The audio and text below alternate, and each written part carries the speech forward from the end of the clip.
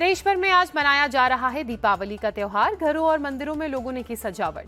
उत्तर प्रदेश के मुख्यमंत्री योगी आदित्यनाथ आज हनुमानगढ़ी और रामलला के करेंगे दर्शन। पूजा अर्चना के बाद साधु संतों से मुलाकात का भी कार्यक्रम। अयोध्या में भव्य दीपोत्सव का आयोजन। सरयू के तट पर जलाए गए 25,12,585 दीपक। अयोध्या में दीपोत्सव के मौके पर Guinness book of world record बना। सरयू के तट पर एक साथ 1,121 लोगों ने की आरती। घाट पर जले 25 लाख से ज्यादा दिए। दीपोत्सव समारोह में शामिल हुए सीएम योगी राम मंदिर के बाहर मिट्टी का दिया जलाया। भक्ति में लीन उत्तर प्रदेश के सीएम योगी आदित्यनाथ सरयू घाट पर आरती कर लिया आशीर्वाद। दीपोत्सव समारोह के दौरान जमकर की गई आतिशबाजी। सीएम योगी और केंद्रीय मंत्री गजेंद्र सिंह शेखावत रहे साथ। अयोध्या में सरयू घाट पर लेजर एंड लाइट शो का आयोजन। रामलीला का किया गया सुंदर वर्णन। अयोध्या में सीएम योगी ने भगवान राम का रथ खींचा, तिलक किया और आरती उतारी। सीएम योगी आदित्यनाथ ने रामलला के दर्शन किए। केंद्रीय मंत्री गजेंद्र सिंह शेखावत और डेप्यूटी सीएम ब्रजेश पाठक साथ रहे। अयोध्या में सीएम योगी ने कहा, 8 साल पहले एक ही नारा गूंजता था, योगी जी एक काम करो, राम मंदिर का निर्माण करो। सीएम योगी ने कहा, 500 वर्षों का अंधकार खत्म करके रामलला आए। सनातन धर्म के लिए अयोध्या बस एक शुरुआत है। सीएम योगी ने कहा, सनातन ने किसी का अहित नहीं किया है, सबको गले लगाया। माफिया की तरह ही सनातन के विरोधियों की दुर्गति करेंगे। अयोध्या में विपक्ष पर योगी बरसे। कहा, कुछ लोग राम के अस्तित्व पर सवाल उठाते थे, ये वही लोग हैं जिन्होंने राम भक्तों के लहू से सरयू को लाल किया था। सीएम योगी ने अखिलेश यादव और शिवपाल यादव का नाम लिए बगैर उन पर तंज कसते हुए कहा, काका और चाचाओं की जमात को पता, उनके काम भविष्य के लिए अच्छे नहीं होंगे। सीएम योगी ने कहा, अयोध्या में 2017 से पहले बिजली नहीं मिलती थी, आज पूरी दुनिया अयोध्या की चमक देख रही है। सपा सांसद अवधेश प्रसाद का आरोप, त्योहार का राजनीतिकरण कर लोगों को बांट रही बीजेपी। दीपावली को लेकर यूपी सरकार का बड़ा फैसला, 31 अक्टूबर और 1 नवंबर दोनों को सार्वजनिक छुट्टी दोनों ही दिन ऐलान किया।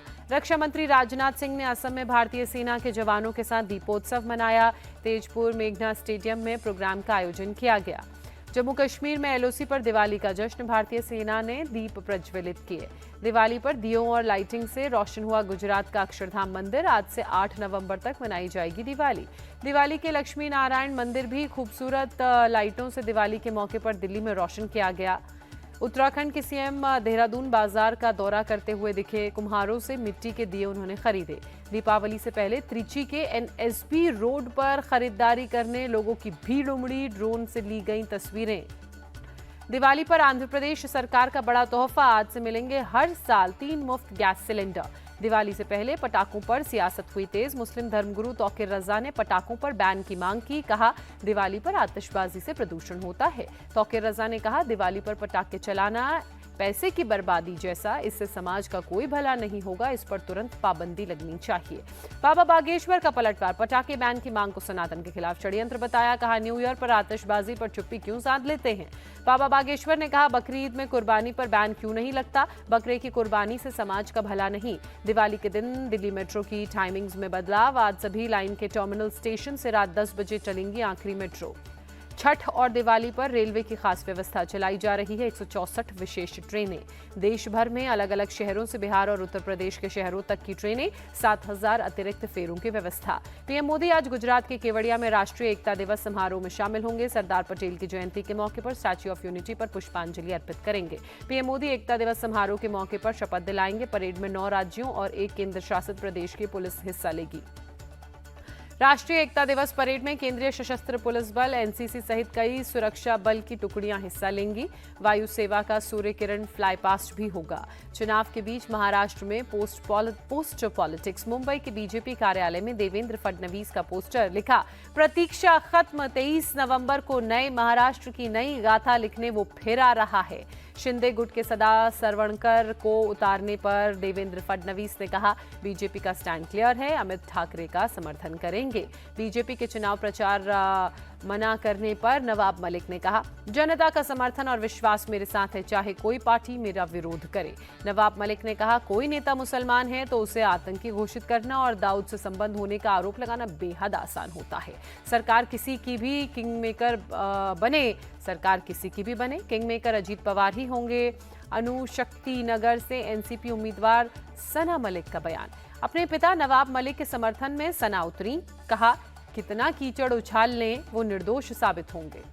महाराष्ट्र बीजेपी अध्यक्ष चंद्रशेखर बावनकुले ने कहा, नवाब मलिक पर हमारी भूमिका स्पष्ट है। देवेंद्र फडणवीस ने अजीत पवार को खुला पत्र लिखकर कहा, नवाब मलिक को महायुति का टिकट नहीं मिलना चाहिए। अजीत पवार के परिवार तोड़ने के आरोप पर शरद पवार का पलटवार, कहा, परिवार को जोड़ना उनकी जिम्मेदारी है, लेकिन कोई गलत रास्ते पर जा रहा है तो वो उसका साथ नहीं देंगे। बारामती में शरद पवार ने एक जनसभा में कहा, अजीत को 4 बार डेप्यूटी सीएम बनवाया, बदले में उनसे पार्टी छीनी, सिंबल छीना और मुझे कोर्ट में खड़ा कर दिया। कांग्रेस नेता सचिन पायलट ने कहा, महाराष्ट्र में महाविकास अघाड़ी गठबंधन बहुत मजबूत, हमारी जीत होगी ही। झारखंड विधानसभा चुनाव से पहले रांची में एक प्राइवेट स्कूल में मिले 1 करोड़ 15 लाख रुपए, 99,980 रुपए। बीजेपी के एक स्थानीय नेता मदन सिंह का है स्कूल। पुलिस की रेड के दौरान स्कूल के वाइस प्रिंसिपल की अलमारी में रुपये मिले। आचार संहिता के उल्लंघन के तहत केस दर्ज कर पुलिस ने शुरू की कार्रवाई। झारखंड पुलिस ने इनकम टैक्स विभाग को रकम की जानकारी दी। इनकम टैक्स विभाग पैसे के सोर्स की पड़ताल में जुटा। जेएमएम नेता मनोज पांडे पर आरोप, बीजेपी के बागी उम्मीदवारों के लिए रखा था पैसा। निर्दलीय चुनाव लड़ रहे बागी उम्मीदवारों को मैदान से हटाने में होना था पैसा इस्तेमाल। असम के सीएम हिमंता बिस्वा शर्मा ने की कई बागी नेताओं से मुलाकात, गुस्सा खत्म कर पार्टी के लिए काम करने की अपील। हिमंता ने कहा, लोग हेमंत सोरेन के झूठे वायदों की हकीकत समझ चुके हैं। यदि बीजेपी के नेता एकजुट होकर चुनाव लड़ेंगे तो झारखंड में एनडीए की सरकार बननी तय है। झारखंड सरकार पर शिवराज सिंह चौहान का अटैक, कहा, जब तक जेएमएम और कांग्रेस की सरकार तब तक तरक्की नहीं। चुनाव आयोग के जवाब के बाद कांग्रेस पर हमलावर हुई बीजेपी। सुधांशु त्रिवेदी ने कहा, पूरी तरह से बेनकाब हुई पार्टी, चुनाव आयोग से मांगे माफी। बीजेपी नेता सुधांशु त्रिवेदी ने कहा, कांग्रेस को लोकतंत्र में आस्था नहीं, कम नहीं हो रहा विपक्ष के मन का अंधकार। हरियाणा के मंत्री अनिल विज भी कांग्रेस पर बरसे, कहा, झूठ की बुनियाद पर कांग्रेस ने अपनी शिकायतें दी। चुनाव आयोग के जवाब से सहमत नहीं कांग्रेस। दानिश अली ने कहा, ईवीएम की बैटरी 99% का होना ही तो शक पैदा कर रहा है। असम उपचुनावों पर कांग्रेस सांसद गौरव गोगोई ने कहा, बीजेपी के आतंक से थक गए हैं लोग। कर्नाटक उपचुनाव के लिए जेडीएस ने 40 स्टार प्रचारकों की सूची जारी की। जीटी देवागौड़ा और एचडी रेवन्ना का नाम गायब। एलएसी पर आज से शुरू होगी भारत और चीन की सेना की गश्त। डिसंगेजमेंट की प्रक्रिया पूरी। देपसांग और डेमचौक में दोनों देशों की सेनाएं पीछे हटी।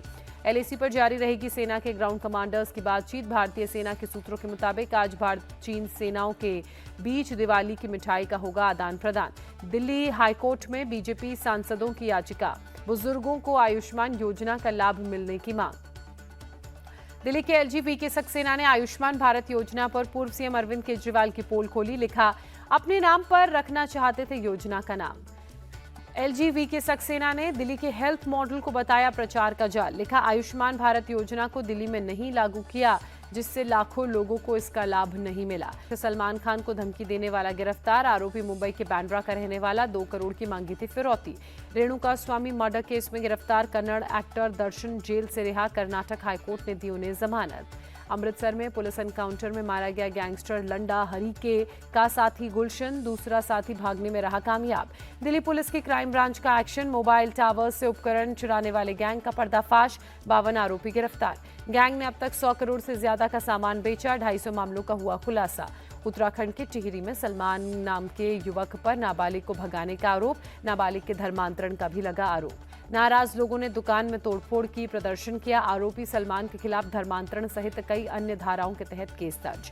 गुरुग्राम में गोल्फ कोर्स रोड पर स्पीड ब्रेकर पर हवा में गाड़ियां उछलती हुई नजर आईं। सोशल मीडिया पर वीडियो हुआ वायरल। स्पीड ब्रेकर का वीडियो वायरल होने के बाद एक्शन में आया प्रशासन। सड़क के दोनों तरफ वार्निंग बोर्ड्स लगाए गए। स्पीड ब्रेकर पर बनाई गई जेब्रा क्रॉसिंग। जम्मू के फॉरवर्ड लोकेशन पर गए वायुसेना प्रमुख air chief marshal AP Singh. जवानों को हर वक्त सतर्क रहने पर जोर दिया।